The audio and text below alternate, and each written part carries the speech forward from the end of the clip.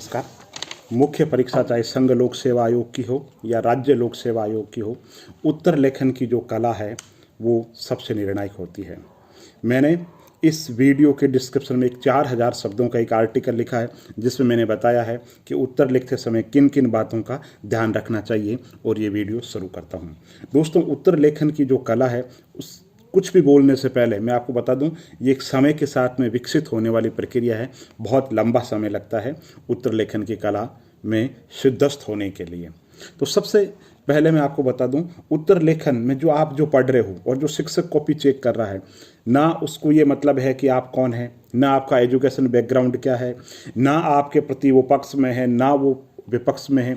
उसके लिए आप सिर्फ और सिर्फ एक सब्जेक्ट है, और जो टॉपिक आपने लिखा है उसमें जो बात कहने का तरीका कैसा है, आपके लिखने के तरीका में जो प्रस्तुतिकरण है उसमें क्रमबद्धता है कि नहीं है, उसमें तारतम्यता है कि नहीं है, आप बेमन से लिख रहे हो या बहुत जोश के साथ में डायग्राम से, सारणियों से, ग्राफिक्स से, वेन डायग्राम से, मैपिंग के माध्यम से, विभिन्न अच्छे अच्छे तरीकों से, है ना, बहुत जोश के साथ में उत्तर लिख रहे हो, तो ये शिक्षक को पता लग जाता है। तो उत्तर आना अलग चीज़ है। दोस्तों, मैं ये कहता हूँ कि प्रतियोगी परीक्षाओं में आपकी जो मेहनत है वो 50% है। मूल बात यह है कि आप परीक्षा भवन में लिख करके कैसे आते हो, समय का प्रबंधन कैसे करते हो। कहीं ऐसा नहीं है कि एक सवाल आपने बहुत ज़्यादा अच्छा लिख दिया और उसकी कीमत दूसरे सवाल को चुकानी पड़ी और आपका वो सवाल ही छूट गया या पूरा नहीं लिख पाए। तो एक संतुलित दृष्टि मुख्य परीक्षा के अंदर होनी जरूरी है। सारे के सारे सवाल अटेंड होने जरूरी है, और सब सवाल जो है उनके उत्तर में क्रमिकता होनी चाहिए, तारतम्यता होनी चाहिए, उसमें लगना चाहिए, प्रवाह होना चाहिए, और छोटे छोटे वाक्यों का प्रयोग होना चाहिए, व्याकरण की शुद्धता होनी चाहिए, भाषा संबंधी शुद्धता होनी चाहिए, और लिखावट बिगड़ी हुई भी नहीं होनी चाहिए, काट छांट भी नहीं होनी चाहिए, और जो अति महत्वपूर्ण जो बिंदु है, जो पॉइंट है, उनको अंडरलाइन किया हुआ भी होना चाहिए। तो मार्केटिंग का युग है दोस्तों, है ना। मल्टीनेशनल जो कंपनी है 5 रुपए की चीज़ को 50 रुपए में बेच देती है। कारण क्या है? Marketing, packaging. तो आपको आ रहा है, ये महत्वपूर्ण नहीं है। महत्वपूर्ण ये है कि आप जो बात लिख रहे हो किस तरीके के साथ में कह रहे हो। जो बात आप कह रहे हो तो जो परीक्षक जो चेक करने वाला है वो सारी कॉपी चेक नहीं करेगा, है ना। उसके पास में इतना समय नहीं कि एक एक अक्षर वो पढ़े। तो आपके प्रेजेंटेशन के तरीकों से जस्ट एक देखते हुए बस जल्दी से जल्दी वो उस कॉपी को चेक करना चाहेगा। लेकिन दोस्तों, जैसे यूट्यूब पे वीडियो होता है, अगर ऑडियो रिटेंशन है, अगर कोई ज़्यादा रुक जाता है तो वो वीडियो ट्रेंड कर जाता है। तो ये की बात, आपने कोई भी एक सवाल लिखा और लिखने का जो तरीका है, जो पहला ही सवाल हो, लिखने का तरीका शिक्षक को भा गया और उसके दिलो दिमाग में ये बात बैठ गई कि उत्तर लेखन की कला में ये सिद्धस्त है। ना केवल ये जानकारी रखता है बल्कि बात को प्रस्तुत कैसे किया जाए ये इस कला के अंदर माहिर है, तो आपके अंक निश्चित रूप से बढ़ जाएंगे। अब मैं सवाल जो है ना, उसके लिए सबसे पहले जरूरी है दोस्तों, प्रतियोगी परीक्षा के अंदर सवाल को समझो। सवाल क्या पूछा जा रहा है, ऐसा नहीं कि सीधा लिखना शुरू कर दिया। सवाल को समझो कि सवाल के अंदर क्या पूछा जा रहा है, सवाल के क्या मायने हैं। सवाल के अंत के अंदर जो टेल वर्ड होता है, आलोचना, समालोचना, विवेचना, इसके लिए भी मैंने डिस्क्रिप्शन में बताया है कि इन शब्दों का क्या अर्थ है, इन शब्दों के क्या मायने हैं, क्या पूछे तब क्या लिखना है। तो इन शब्दों का अर्थ भी होना चाहिए। और एक मैंने जो सवाल है उसको कैसे तोड़ना है, सवाल को तोड़ना, टुकड़ों में बांट करके कैसे इसका उत्तर देना है, बाद में मैं 2-3 उदाहरण दे करके आपको बताऊंगा कि सवाल में कैसे उत्तर लिखा जाता है, कैसे तोड़ा जाता है, और कैसे संक्षिप्तता के साथ में, सारगर्भितता के साथ में बात कही जाती है। तो कहने का मतलब है जो आपकी जो भूमिका है वो बहुत अच्छी होनी चाहिए, और उत्तर में सर्वांगता होनी चाहिए। सर्वांगता का मतलब एज ए होलिस्टिक आपके उत्तर के अंदर अप्रोच होनी चाहिए। किसी एक विषय के एक पक्ष की बात करते हैं वो नहीं होनी चाहिए, सिर्फ एक पॉइंट की बात कर दी नहीं। आप लोक सेवक बनने जा रहे हो, आप में समग्रता का गुण होना चाहिए। समस्या की जड़ों के अंदर जा करके समग्र रूप से चीज़ों को खोल करके रख दे, बिल्कुल ऐसी आपके अंदर दृष्टि होनी चाहिए। आप में ऐसा विजन होना चाहिए जब समस्या को आप गहराई के अंदर जाएं और छोटे छोटे पॉइंट के अंदर बात को पूरी की पूरी जांच पड़ताल कर लें, तो वो सबसे महत्वपूर्ण बात है। तो जैसे में एक सवाल है कि गांधी जी की मृत्यु हुई है पर गांधीवाद आज भी जिंदा है। एक सामान्य सा सवाल है, इसमें कोई ज्ञान नहीं है, कोई पढ़ने की जरूरत नहीं है। तो सवाल ये है कि उत्तर कैसे लिखा जाए। तो मैं सबसे पहले कहता हूं जैसे भूमिका, है ना, तो ये जो उत्तर लिख रहा हूं, हो सकता है आप मेरे से भी अच्छा उत्तर लिखो, लेकिन मैं एक प्रारंभिक तौर पे प्रयोग के तौर पे आपको बता रहा हूं कि गांधीवाद की मृत्यु हुई है, पर गांधीवाद आज भी जिंदा है। इसकी अगर भूमिका लिखनी है तो मैंने लिखा है, गांधीवाद वस्तुतः एक व्यक्ति की विचारधारा नहीं होकर के समग्र चिंतन है, दृष्टि है, सर्वजन हिताय का दर्शन है, विचारधारा है, जिसकी प्रासंगिकता आज पूरी दुनिया में वाद विवादों और द्वंद्व के युग के अंदर आज सबसे ज्यादा अपेक्षित है। तो ये मैंने भूमिका, आप इसको और शॉर्ट के अंदर कर सकते हो। फिर मैंने लिखा, सत्याग्रह का पालन आज शासन और प्रशासन की हठधर्मिता पर प्रयोग होने वाला आज भी नैतिक हथियार है। सर्वोदय में सबके विकास के लिए और एक में सबका विकास, सब में एक का विकास और सबका सब तरीके से विकास की जो समग्र दृष्टि है आज पूरी दुनिया को जरूरत है। फिर मैंने लिखा, साध्य और साधन दोनों की पवित्र आज भौतिकवाद से भरे हुए विश्व में एंड और मीन्स दोनों की पवित्रता, उचित, नैतिक और पवित्र होने की बात करते हैं, और सारी दुनिया को ऐसे ही पवित्र साधनों की आज जरूरत है जब पूरी दुनिया के अंदर आपाधापी है। फिर मैंने कहा, सत्य और अहिंसा रूपी आभूषणों से आज पूरी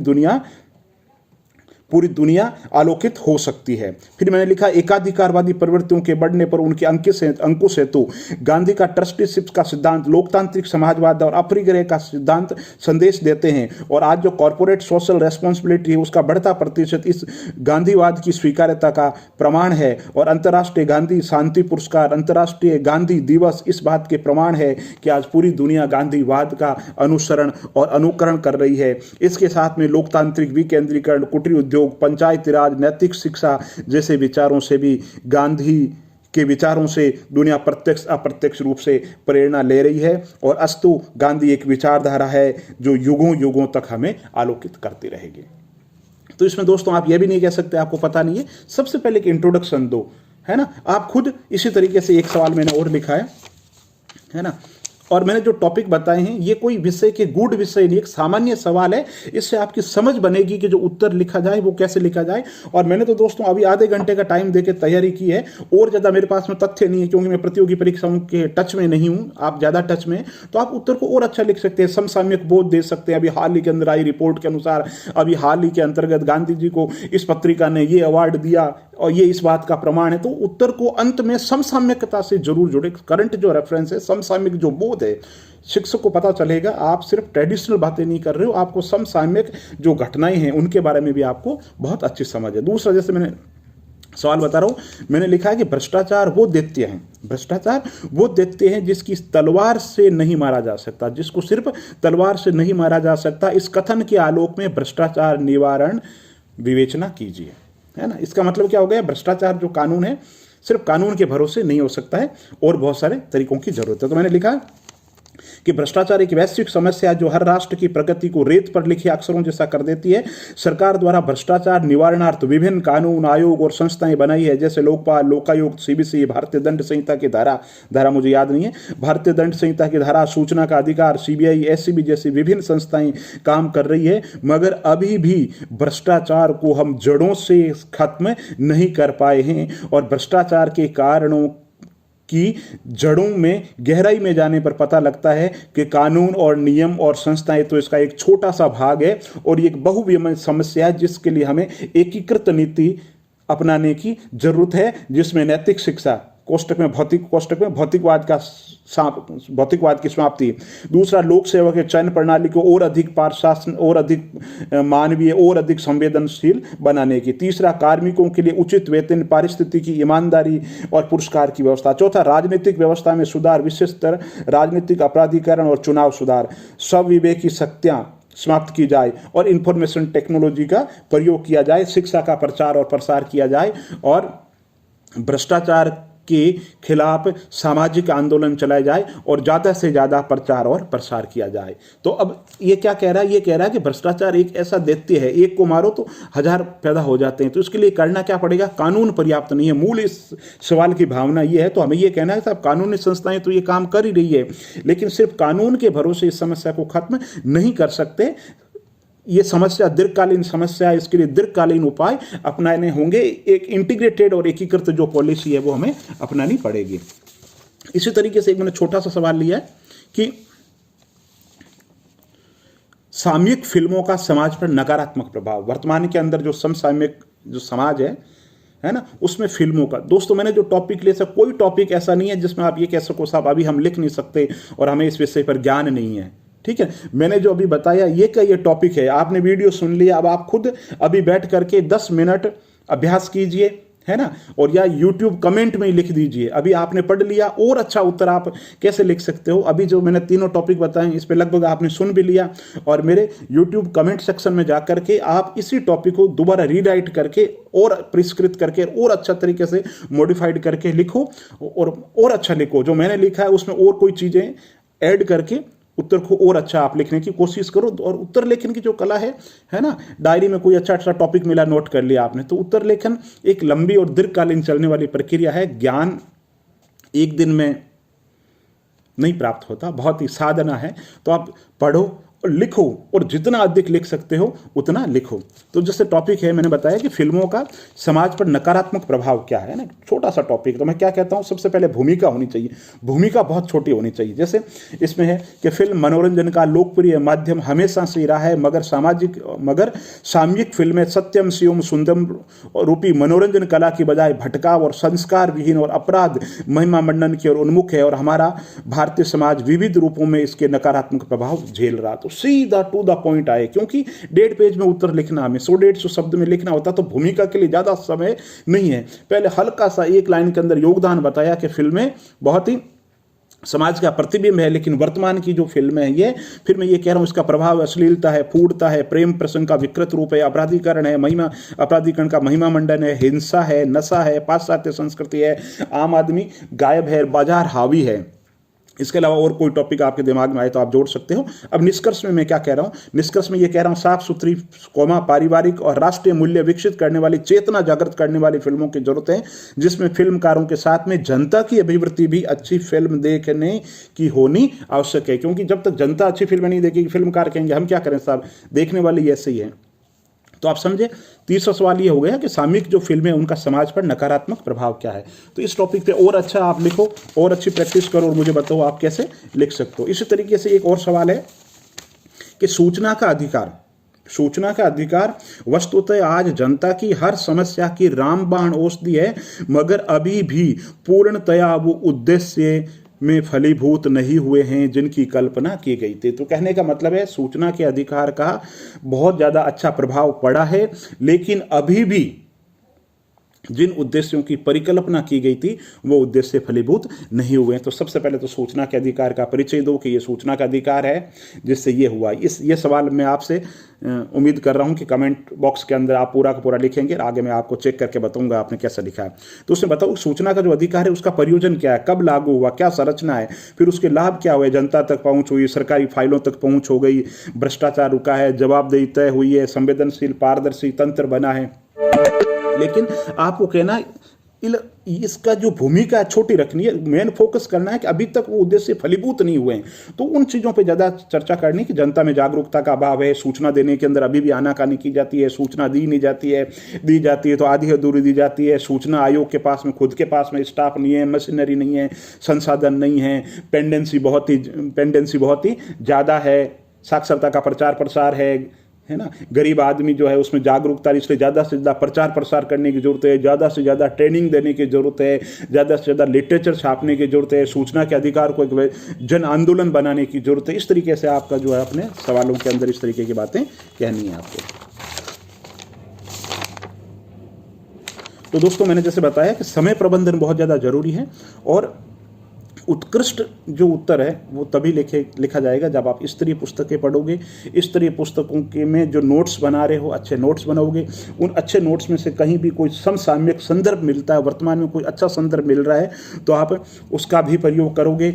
सवाल को ध्यान से पढ़ोगे, समझोगे, उसको टुकड़ों में बांट लोगे, इंट्रोडक्शन बहुत अच्छा दोगे, एक ही पक्ष पर ध्यान नहीं दोगे, और शब्द सीमा का विशेष ध्यान रखोगे। 10-15 माइनस चल सकता है, 10 से 15%। जैसे 150 शब्द है उसकी जगह आप लिख सकते हैं 170-80 तक लिख सकते हैं, लेकिन ऐसा नहीं है 150 का मतलब 250 शब्द लिख दे, है ना। अब जो सवाल पूछे जाते हैं ना दोस्तों, वो सीधे होते हैं। कोई सवाल तो बिल्कुल सीधे पूछ रहे, जैसे सूचना के अधिकार का प्रशासन पर क्या प्रभाव पड़ा है, तो सीधा है, इसमें कोई ज़्यादा बैकग्राउंड देने की जरूरत नहीं, सीधा सवाल पूछा है, आपको वही बताता है। और कभी कभी क्या है, जो सवाल है ना बहुत ही जटिल पूछ लिया जाता है, लंबा पूछ लिया जाता है, और उसमें 2-3 चीज़ें साथ में पूछ ली जाती है, तो उसको टुकड़ों में बांटना पड़ता है। जैसे एक सवाल है, गुड गवर्नेंस के लिए किए जा रहे बहुत से प्रयासों में से एक मगर महत्वपूर्ण प्रयास है सूचना का प्रयास, जो अन्य सब उपायों के लिए भी मददगार हो रहा है। यानी कि गुड गवर्नेंस के लिए बहुत सारे उपाय किए जा रहे हैं, उनमें से एक है सूचना का अधिकार।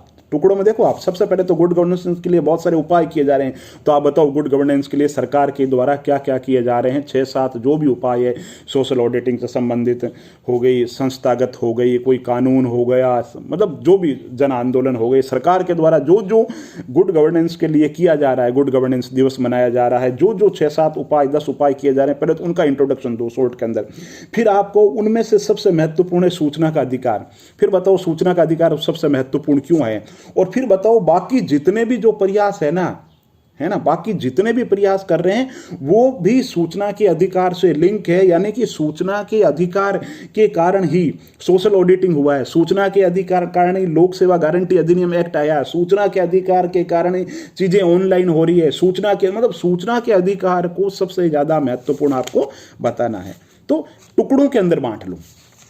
एक क्या होता है दोस्तों, जो उत्तर होता है ना, मैंने बताया जैसे आपका जो उत्तर है ना, वो मानवीय दृष्टिकोण से युक्त होना चाहिए, वैज्ञानिक बात होनी चाहिए, तार्किक बात होनी चाहिए, पूर्वाग्रह की बात नहीं होनी चाहिए, जादू टोना तंत्र मंत्र, खुद के नीची विचारधारा, कोई संकीर्ण बात, ऐसी उत्तर में किसी भी तरीके से कोई सवाल पूछे, हम क्या कहते हैं, जैसे एक सवाल पूछा, क्या हमें अध्यक्षात्मक प्रणाली अपना लेनी चाहिए, तो एक पागल की तरह हम ये नहीं कहते कि साहब हमें अध्यक्षात्मक प्रणाली अपना लेनी चाहिए। हमें तो समर्थन तो इस चीज़ का ही करना है कि संसदात्मक प्रणाली हमारे लिए सर्वोत्तम है, क्योंकि संविधान निर्माताओं ने अपनाई है, बहुत सोच समझ करके अपनाई है।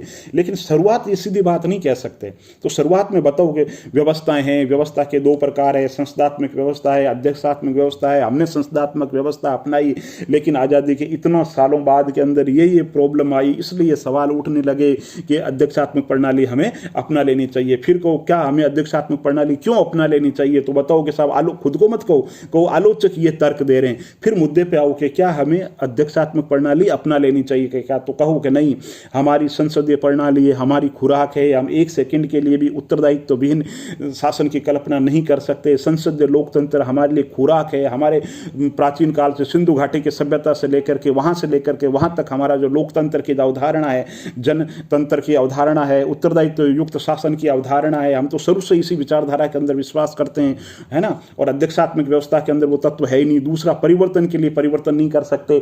दुनिया के बहुत से पड़ोसी देशों के अंदर अध्यक्षात्मक व्यवस्था अपनाई है, वो खुद फेल हो गए और संसदात्मक प्रणाली अपनाने की ओर बढ़ रहे हैं। और सबसे बड़ी बात है, डॉक्टर भीमराव अंबेडकर कहा करते थे कि कोई भी व्यवस्था बुरी नहीं होती, उसको चलाने वाले जो लोग हैं वो अच्छे और बुरे होते हैं। तो संसदीय व्यवस्था हमारे दीर्घकाल के अंतर्गत बहुत ही अच्छी रही है और अच्छे सुधारों की अपेक्षा है। जनता जागरूक हो रही है, धीरे धीरे हमारा लोकतंत्र बहुत परिपक्व हो रहा है, और हमारे लिए तो 1 सेकंड भी, 1 पल के लिए भी हम कल्पना नहीं कर सकते कि हम संसदीय शासन प्रणाली को छोड़ें। बस आवश्यकता इस बात की है, इसमें छोटी मोटी कमियां रह गई है जिनको सुधारने की जरूरत है। तो इस तरीके से जो उत्तर है वो देने की जरूरत है। तो मोटा मोटी मैंने आपको बताया, वाक्य छोटे लिखें, लेखनी बहुत साफ होनी चाहिए, भाषा संबंधी गलतियां नहीं करें, और उत्तर जो है आपका उसमें समग्र दृष्टि होनी चाहिए। एक पक्ष की बात नहीं होनी चाहिए। उत्तर जो है उसके अंदर समग्रता का जो तत्व है वो होना चाहिए।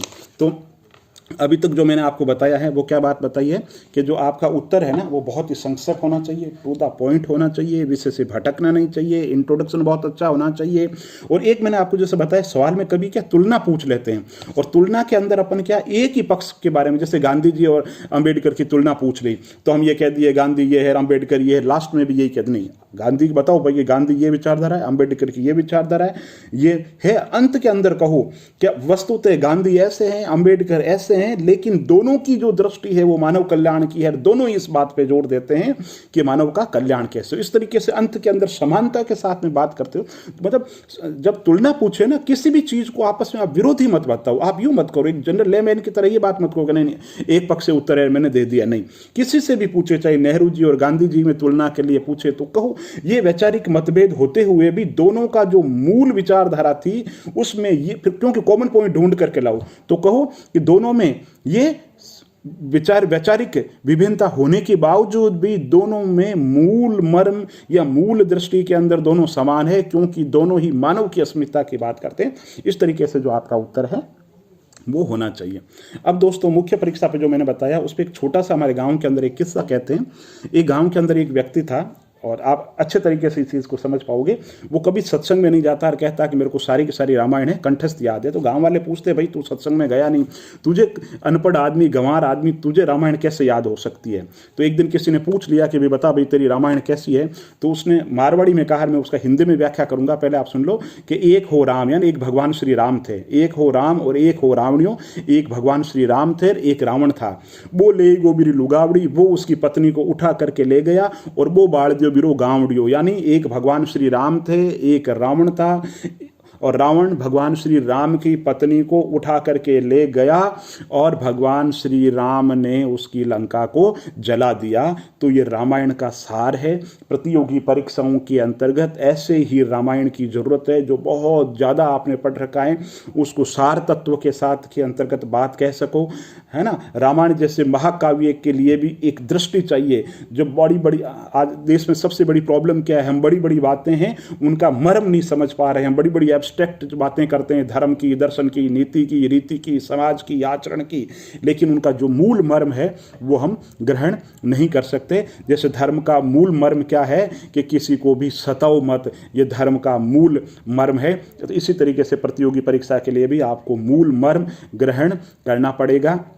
और वीडियो अगर अच्छा लगा हो तो लाइक कीजिए, चैनल को सब्सक्राइब कीजिए और प्यार देते रहिए। दिल्ली रहिए, गाजियाबाद रहिए, जहाँ भी रहिए खुश रहिए, मस्त रहिए, जड़ों से जुड़े हुए रहिए और अपने परिवार, साख, शीश, संस्कार सब चीज़ों में विश्वास करते हुए अपने निष्काम भाव से एक निष्काम योद्धा की तरह कर्म कीजिए। हताशा निराशा से दूर एक अल्हड़ मस्त योगी की तरह अपनी साधना करते रहिए और सफलता मिलेगी। तो आपको बोलने की ज़रूरत नहीं होगी, क्योंकि मैं कहता हूँ मैं नहीं बोलूँगा, मेरा लिखा हुआ कलाम बोलेगा। बहुत बहुत धन्यवाद।